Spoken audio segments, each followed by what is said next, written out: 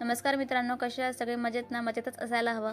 तुम्ही जर माझ्या चॅनलवर नवीन असाल तर माझ्या चॅनलला सबस्क्राईब करा आणि बेल आयकॉनवर क्लिक करायला विसरू नका. घरभर सणांची सुरू झाली होती. कार्तिकीला उटणं लावायचं होतं. तो छोटासा पण खूप गोड क्षण.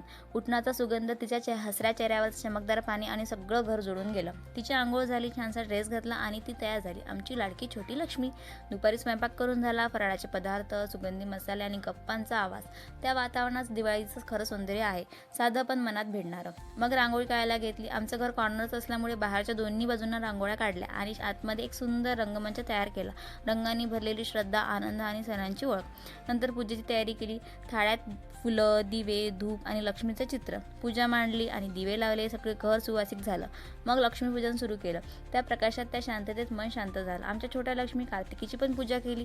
तिला तिच्या बाबांनी नमस्कार केला आणि तो क्षण म्हणजे आमच्या दिवाळीचा सर्वात गोड भाग होता.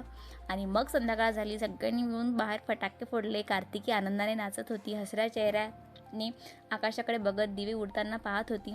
थोडे फोटोही काढले आठवणी म्हणून आणि मनात जपण्यासाठी. अशी आमची दिवाळी साजरी झाली, उज्ज्वल, आनंद आणि कुटुंबाच्या प्रेमाने भरलेली.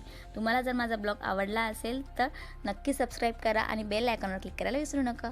चला बाय, भेटूया नेक्स्ट ब्लॉगमध्ये.